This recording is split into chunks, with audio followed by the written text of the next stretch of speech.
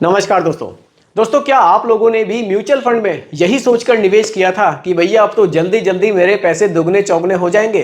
लेकिन कुछ टाइम बाद ही आपने देखा, अरे यार पैसा बढ़ना तो छोड़ो, यहाँ तो मेरा पैसा घटना शुरू हो गया है। तो ऐसा क्यों मेरे साथ हुआ कि मुझे रिटर्न्स बेटर मिलने चाहिए थे जैसा कि मैंने सोचा था, लेकिन नहीं मिले। तो ऐसी कौन सी वो मिस्टेक्स हैं जो आपसे हो रही हैं जिसकी वजह से रिटर्न्स आपको म्यूचुअल फंड में बढ़िया नहीं मिल रहे हैं? उन मिस्टेक्स पर हम लोग आज की वीडियो में डिटेल में डिस्कस करने वाले हैं। वीडियो आपके लिए बहुत ही ज़्यादा इंफॉर्मेटिव है, बहुत ही ध्यान से देखिएगा और समझिएगा। आइए बिना किसी देरी के वीडियो को जल्दी से स्टार्ट करते हैं। देखिए टॉपिक आपके सामने है, म्यूचुअल फंड में इन्वेस्ट करके भी नुकसान। और जब हम लोग इन्वेस्ट करने का सोचते हैं तो बिल्कुल ये तो हम कतई नहीं सोचते कि हम म्यूचुअल फंड में निवेश करेंगे तो पैसा हमारा घटेगा। हम तो यही सोचकर निवेश करते हैं कि भैया पैसा हमारा बढ़ेगा। लेकिन कुछ ऐसी मिस्टेक्स हमसे हो जाती हैं जिस वजह से हमें नुकसान होता है। इन मिस्टेक्स को आप अब ध्यान से समझिए। पहली मिस्टेक पर बात करते हैं, गलत फंड सिलेक्शन, नाम या ट्रेंड के पीछे भागना। कई बार ऐसा होता है कि हम फंड सिलेक्शन बहुत गलत कर लेते हैं। अब देखिए फंड सिलेक्शन कैसे होना चाहिए। फंड सिलेक्शन हमेशा आपके गोल के अकॉर्डिंग होना चाहिए। अगर आपका फाइनेंशियल गोल अभी 20 साल दूर है, 15 साल दूर है, तो आप उसी के अकॉर्डिंग अपने लिए फंड चूज कीजिए। आपका जो फाइनेंशियल गोल है वो नज़दीक है, 5 साल बाद ही आपको पैसे की ज़रूरत है, तो आप उसके अकॉर्डिंग अलग म्यूचुअल फंड स्कीम चूज कीजिए। क्योंकि देखिए अगर आप ऐसे मिक्सअप कर देंगे तो फिर वाकई आपको उतने रिटर्न्स नहीं मिलेंगे जितने आपको मिलने चाहिए थे। अब देखिए यहाँ गलती क्या करते हैं लोग, सिर्फ ट्रेंड के पीछे भागते हैं कि भैया मिड कैप और स्मॉल कैप के रिटर्न्स अच्छे आ रहे हैं तो पैसा इसमें इन्वेस्ट कर दो। ये नहीं देखते कि मेरे लिए मिड कैप या स्मॉल कैप सही है या फिर नहीं है। अपने रिस्क टॉलरेंस को पहचानिए कि आपके लिए कौन सी म्यूचुअल फंड स्कीम बढ़िया है, तभी निवेश कीजिए। और आपके लिए कौन सी म्यूचुअल फंड स्कीम बढ़िया रहेगी, इसके लिए आप मेरी बाकी और वीडियोस भी देख सकते हैं। मैं डेली वीडियो बनाता हूं, आपका जो रिस्क टॉलरेंस है उसके हिसाब से आपको पता चल जाएगा कि आपके लिए कौन सी म्यूचुअल फंड स्कीम ज़्यादा बढ़िया है। अब देखिए, मान लीजिए आप शॉर्ट टर्म गोल के लिए निवेश कर रहे हैं, ठीक है। तो शॉर्ट टर्म गोल के लिए क्या होगा, आपको जो पैसा है वो हाइब्रिड म्यूचुअल फंड में निवेश करेंगे तो ठीक रहेगा, क्योंकि पैसा आपका इक्विटी और डेट दोनों में रहेगा। और अगर आपका लॉन्ग टर्म गोल है, लंबे समय के लिए निवेश करना है, तो फिर आप प्योर इक्विटी म्यूचुअल फंड में निवेश करेंगे तो आपके लिए बढ़िया रहेगा। इसी तरह से अपने लिए सही म्यूचुअल फंड स्कीम चूज करना जरूरी है। चलिए अगली बात करते हैं, अगली मिस्टेक की, शॉर्ट टर्म सोचना। देखिए जब भी म्यूचुअल फंड में आप निवेश करें तो आप लॉन्ग टर्म के लिए करें। अगर आप ये सोच रहे हैं कि मैं अगले 3 साल 5 साल में म्यूचुअल फंड से बहुत बढ़िया पैसे बना लूंगा, तो फिर ऐसा पॉसिबल नहीं है। क्योंकि म्यूचुअल फंड में देखिए म्यूचुअल फंड कैसे काम करता है। मान लीजिए स्टॉक मार्केट है, अप एंड डाउन से स्टॉक मार्केट में ऐसे ग्राफ चलता रहता है, ठीक है। अगर आपने यहां पैसा निवेश किया शॉर्ट टर्म के लिए, यहां से यहां तक, अब यहां से यहां तक तो उल्टा मुझे मार्केट गिरी हुई दिख रही है, तो शॉर्ट टर्म में पैसा बनेगा ही नहीं। लेकिन जब हम बात लॉन्ग टर्म की करेंगे, कभी मार्केट गिरेगा उठेगा ऐसे आप देखेंगे, तो लॉन्ग टर्म में क्या होगा ना, मार्केट आपको ऐसे दिखाई देगा। यानी कि लंबे समय में रिटर्न्स आपको यहां से बढ़िया मिल सकते हैं।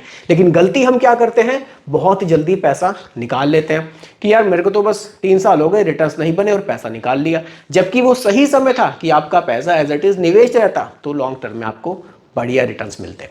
जब भी निवेश करना है थोड़ा सा लंबे समय के लिए करना है, ठीक है।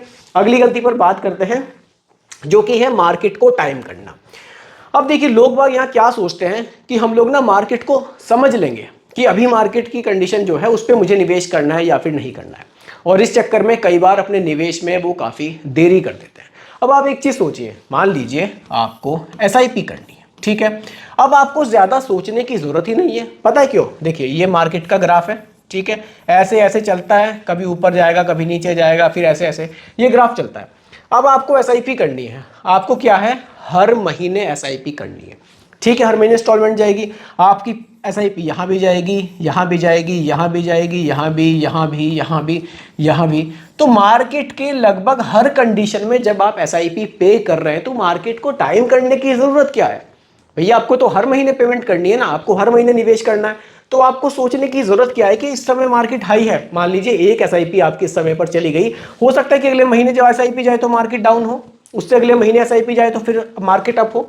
तो इसलिए मार्केट को टाइम करने की जरूरत नहीं है। अगर आप SIP में निवेश करना है तो बहुत ज्यादा सोचने की जरूरत नहीं है, आप सीधा निवेश स्टार्ट कीजिए।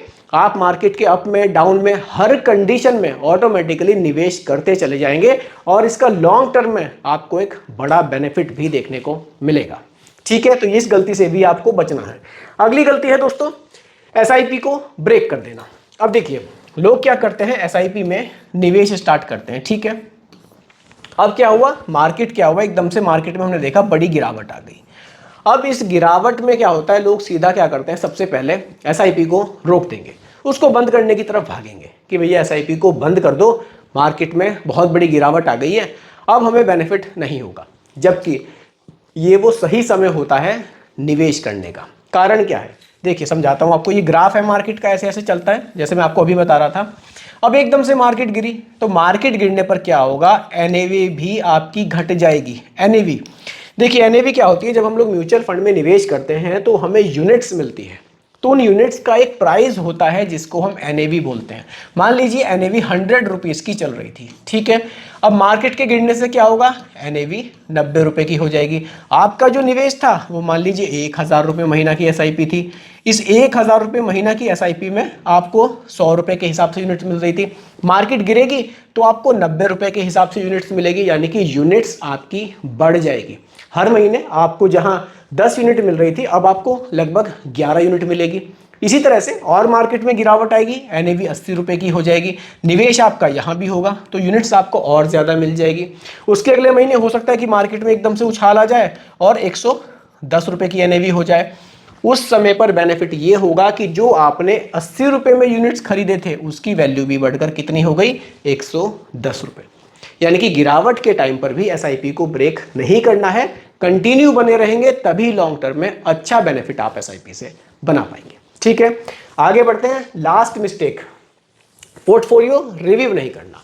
अब देखिए लोग क्या करते हैं, सीधा निवेश कर दिया, अब हमने एसआईपी सही चूज करी है प्लान या नहीं चूज किया है देखेंगे नहीं, सिर्फ एक बार निवेश करके छोड़ दिया और उसको देख ही नहीं रहे।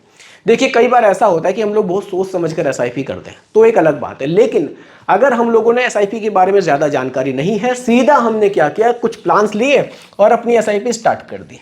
लेकिन अब जब आपको धीरे धीरे एसआईपी के बारे में आपकी नॉलेज बढ़ रही है तो अपने पोर्टफोलियो को रिव्यू ज़रूर कीजिए। आप देखिए कि जो आपका शॉर्ट टर्म गोल के लिए आपने प्लान लिया है वो सही लिया है या फिर नहीं लिया है, या फिर आपने जो लॉन्ग टर्म गोल के लिए प्लान लिया है वो आपने सही लिया है या फिर नहीं लिया है, क्योंकि पोर्टफोलियो रिव्यू करना बहुत ज़रूरी है।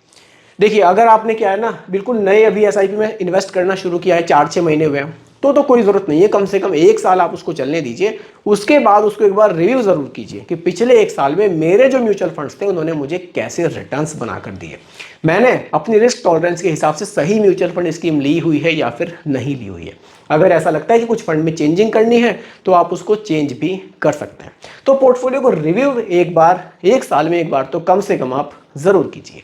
तो दोस्तों ये टॉप 5 ऐसी मिस्टेक्स थी जिनको हम करते हैं और हमें एसआईपी में बेहतर रिटर्न्स नहीं मिल पाते हैं। तो आगे से कोशिश कीजिएगा ये जो 5 एसआईपी मिस्टेक्स हैं ये आप लोगों से ना हो।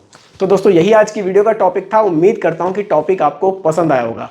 बाकी रिकमेंडेशन नहीं है, सिर्फ एजुकेशनल पर्पस वीडियो आप लोगों के लिए बनाई गई है। पसंद आई हो लाइक शेयर कीजिएगा, चैनल पर नए हैं सब्सक्राइब कीजिएगा। मिलते हैं जल्दी एक और नई वीडियो के साथ। धन्यवाद।